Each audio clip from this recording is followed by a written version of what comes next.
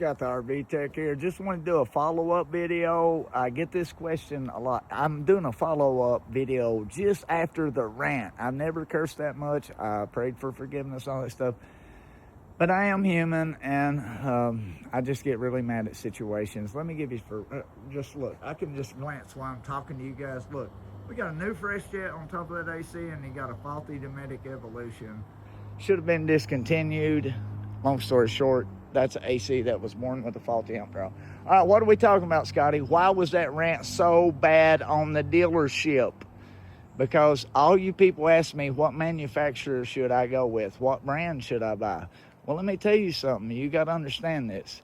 There's several different names, but there's only a handful of companies that own the whole industry. So here's what I'm getting at. Are you wanting to go to Alaska? Well, I would pick an Airstream. But here's the number one problem in the RV industry. What's the number one problem?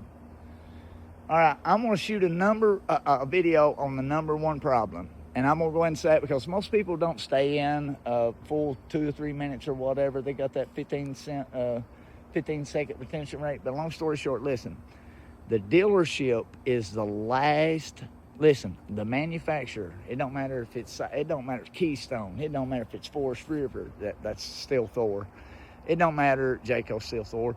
It don't matter if it's Brinkley. It don't matter who it is. They leave the dealership a blank check from surface rust on the frame, separation in caulking, debris in caulking, loose trim, squeaky floors, you name it. Listen, when we get our dealership license, this is how it works. Okay, Scott the RV Tech just become a licensed dealer, and it's coming in 2 weeks.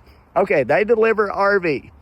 All I have to do is pay the transport. I don't have to pay nothing for the RV until it sells.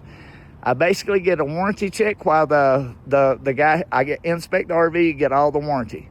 Then I pull it up and do a flood test on it and get another warranty check. So I get 2 warranty checks. Then when I set it out on the lot for sale, when it pulls up for sale and we do our pre-delivery inspection and you pay $1,400 to $1,700 in your finance that you don't know nothing about, you think they're doing it for free. And then you're paying for the demo walkthrough that you think, oh, this place is just awesome. They're giving me a free demo. Nope, they ain't giving you nothing for free. You just don't read that thick piece of paperwork. And that's where the dealerships know you don't read all that thick paperwork.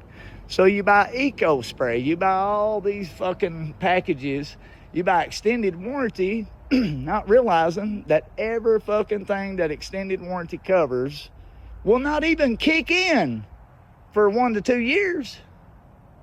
Only the refrigerators usually, like if you got a residential fridge, 1 year maybe. Most things have a 2-year warranty on them. But here's the thing. Every dealership gets the RV at 30% of what they sell it for. That way it covers the transport cost, the detailers, the porter, the service riders, service manager, store manager, and everybody down below. You got your service tech, the RV technician that's doing the work. Then that's the other 20%. So what happens to the other 50%? The store doubles their money. So that's why it's not the manufacturer pumping out junk. Listen, the manufacturer mass produces things to accommodate the demand. And they leave a blank check for us dealers. Listen, I'm going to be a dealer, but listen, I've worked at the biggest dealerships in across the nation. The bigger they are, the less efficient they are. They're losing a lot. And that makes them have to lose a lot. I mean, they have to take it out on their customers because they're losing so much money and they don't understand it. All right, but listen, how is it Forest River's fault? How is it Salem's fault when the dealership has a blank check to eliminate surface rust, to inspect it when it gets here, do a flood test, do a pre-delivery inspection that's supposed to last all day, and then a 5-hour demo? How can you leave the property with all the problems? That's why it's the dealership's fault.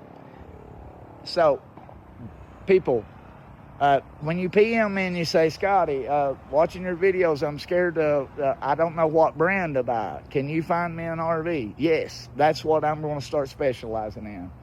I need to know your budget, but most of all, what is your plans for camping in what areas of the world? Because there's a totally different thing, and we're just going to use it for a couple of weeks a year and go out to this or whatever and go on vacation, and it's going to stay in storage. Totally different ball game. Oh, we want to travel across the United States, blah blah blah blah blah, and just explore the world. Totally different ball game. My daughter she's going to school, blah blah, at the UK, whatever. She just got pregnant. We're sitting around in the yard, blah blah blah. Totally different ball game. All right, so you get what I'm saying? It's just totally different ball game. What do you plan on using these for? Anyway, Scott the RV Tech. Sorry about the rant. Sorry about the cussing and stuff like that. But listen, this guy didn't tell me today he owed that much on this open range. This has been bothering me for about 2 to 3 weeks, knowing, dang, it's sad when a guy's got to sit and think about, never mind, I ain't going to make a comment. Anyways, he is so sad, like, he's hopeless. He'll never own another RV. And like he said, if he did go trade that in, he would be so upside down. But like I said, bro, at least you would be upside down in an RV that you ain't got to put 4 slide motors in every single year. And like he said, he's paid payments on it for 3 years. It's been in the shop for 1.5 years. Melts my heart, man. It just melts my heart. So if you dealerships making all that money and sales is 100% bonus, that's why when I worked at the dealership, parts was around 100, 180. Our budget for service was $667,000. The reason I remember it because it's almost like 666. All right, but sales was $1.2 million was expected.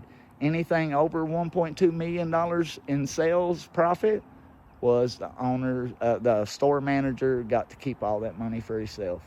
So when you're driven by every month is a number, and every month, last month didn't happen, and every week all the money is paid out, so you can't pull back in there and say I got $13,000. No, the money's already been paid out. You think the salesman's going to come out and give you some money? No. That 22-year-old salesman's done went and bought him a Corvette with all your water leaks and all your plumbing problems and your roof, the $14,000 roof. The 21-year-old salesman that don't even know how to plug this up, he just told you that a technician will have it ready when you pick it up, and you believed him.